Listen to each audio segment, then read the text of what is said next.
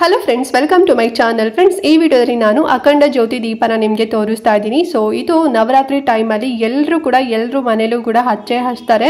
So ಯಾಕೆ ಹಚ್ತಾರೆ ಅಂತ ಹೇಳಿದ್ರೆ, ಸೊ ನಿಮ್ಗೇನಾದ್ರು ನೀವು ಅಂದರೆ ತುಂಬ ಕಷ್ಟದಲ್ಲಿದ್ದೀರಾ, ನಿಮ್ಗೇನಾದ್ರು ತುಂಬಾ ದುಡ್ಡು ಅಥವಾ ಸಾಲ ಏನಾದ್ರು ಮಾಡ್ಕೊಂಡಿದ್ದೀರಾ, ಸೊ ಅದರಿಂದ ನೀವು ಆಚೆ ಬರಬೇಕು ಅಂತ ಹೇಳಿದ್ರೆ ಸೊ ಈ ಒಂದು ಅಖಂಡ ಜ್ಯೋತಿ ದೀಪನ ಬೆಳಗ್ತಾರೆ ಅಂತಲೇ ಹೇಳ್ಬೋದು, ಅಂದರೆ ಹಚ್ಚುತ್ತಾರೆ. ಆ್ಯಂಡ್ ಅದು ಆಲ್ಸೋ ಪಾಸಿಟಿವ್ ವೈಬ್ ಬೇಕು ಅಂತ ಹೇಳಿ, ಮತ್ತು ನೆಗೆಟಿವ್ ಎನರ್ಜಿಗಳು ನಿಮ್ಮನೇಲಿ ತುಂಬಾ ಕಷ್ಟಗಳೇನಾರು ಇತ್ತು, ತುಂಬಾನೇ ಜನರು ಕಣ್ಣಾಗಿರ್ಬೋದು ಅಥವಾ ಬೇರೆ ಏನಾದ್ರು ನೆಗೆಟಿವ್ ಆಗಿ ಏನಾದರೂ ಆಗಿತ್ತು ಅಂತ ಹೇಳಿದ್ರೆ ಅದು ಕೂಡ ಕಡಿಮೆ ಆಗುತ್ತೆ ಈ ಒಂದು ದೀಪ ನೀವು ಹಚ್ಚೋದ್ರಿಂದ.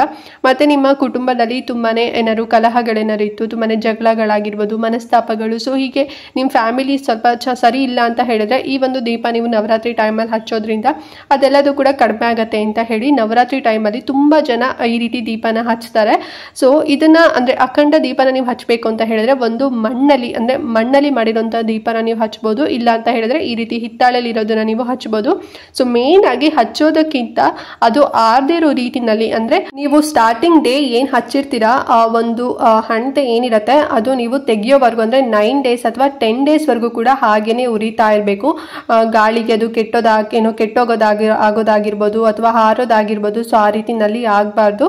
ಸೊ ಆ ರೀತಿನಲ್ಲಿ ಆಗಬಾರ್ದು ಅಂತ ಹೇಳಿದ್ರೆ ನಾನು ನಿಮ್ಗೆ ತೋರಿಸ್ತಾ ಇದ್ದೀನಲ್ವಾ, ಈ ಒಂದು ದೀಪನ ನೀವು ತಗೋಬಹುದು. ಸೊ ತುಂಬಾ ಚೆನ್ನಾಗಿದೆ. ಅಂಡ್ ಅಂದ್ರೆ ನೀವು ದೀಪ ಹಚ್ಬಿಟ್ಟು ಅದ್ರ ಮೇಲ್ಗಡೆ ನೀವು ಈ ರೀತಿನಲ್ಲಿ ಗ್ಲಾಸ್ ಒಂದು ಹಾಕುದ್ರಿಂದ ಹೇಳಿದ್ರೆ ಎಷ್ಟೇ ಗಾಳಿ ಬೀಸಿದ್ರು ಕೂಡ ಆ ಒಂದು ದೀಪ ಹಾರೋದಿಲ್ಲ, ಹಾಗೇನೆ ಉರಿತಾ ಇರುತ್ತೆ. ಸೊ ಇದೇ ಮೇನ್ ಇಂಪಾರ್ಟೆಂಟ್ ಅಂತಾನೆ ಹೇಳ್ಬೋದು ಫ್ರೆಂಡ್ಸ್. ಓಕೆ, ಸುಮ್ಮನೆ ಬರೀ ದೀಪ ಹಚ್ಚೋದಲ್ಲ, ಅಖಂಡ ದೀಪ ನಾವು ಹಚ್ತೀವಿ ಅಂತ ಹೇಳಿ ಹಚ್ಚೋದಲ್ಲ, ಅದು ಆರ್ದೇ ಇರೋ ರೀತಿನಲ್ಲಿ, ಕೆಟ್ಟೋಗದೆ ಇರೋ ರೀತಿನಲ್ಲಿ ನಾವು ಕಾಪಾಡ್ಕೋಬೇಕು. ಅದರಲ್ಲೂ ಕೂಡ 9 days 10 days ವರೆಗೂ ಕೂಡ ಹಾಗೇನೆ ಇಡಬೇಕು. ಸೊ ಹಾಗಾಗಿ ಎಲ್ಲರೂ ಕೂಡ ಈ ರೀತಿ ದೀಪನ ತಗೊಂತಾ ಇದ್ದಾರೆ. ಸೊ ನಿಮ್ಮ ಮನೇಲಿ ಏನಾದ್ರು ಇಲ್ಲ, ನೀವು ಈ ಒಂದು ನವರಾತ್ರಿ ಹಬ್ಬ ಟೈಮಲ್ಲಿ ಅಖಂಡ ಜ್ಯೋತಿನ ನೀವು ಕೂಡ ನಿಮ್ಮ ಮನೆಯಲ್ಲಿ ಹಚ್ತಾ ಇದ್ದೀರಾ, ಸೊ ದೀಪ ಹಚ್ತಿದ್ದೀರಾ, ಹಚ್ಬೇಕು ಅಂತ ಅನ್ಕೊಂಡಿದ್ದೀರಾ ಅಂತ ಹೇಳಿದ್ರೆ ಈ ದೀಪನ ತಗೊಳ್ಳಿ. ತುಂಬಾನೇ ಕಡಿಮೆ ಪ್ರೈಸಲ್ಲಿ ಸಿಗುತ್ತೆ, ಬರೀ 400 ರೂಪಾಯಿ ಅಷ್ಟೇನೆ.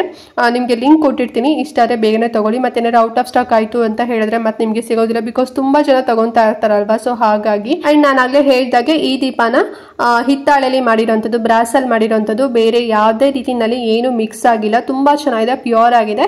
ಕಲರ್ ಕೋಟಿಂಗ್ ಕೊಟ್ಟಿದ್ದಾರೆ ಅಷ್ಟೇ, ಗೋಲ್ಡ್ ಕಲರ್ ಬರುತ್ತೆ. ಸೊ ತುಂಬಾ ಚೆನ್ನಾಗಿದೆ ನೋಡಿ. ಬೇಕು ಅಂತ ಹೇಳಿದ್ರೆ ತಗೊಳ್ಳಿ, ನೀವೇನಾದ್ರು ಹಚ್ಚಬೇಕು ಅಂತ ಅನ್ಕೊಂಡಿದ್ದೀರಾ ಅಂತ ಹೇಳಿದ್ರೆ.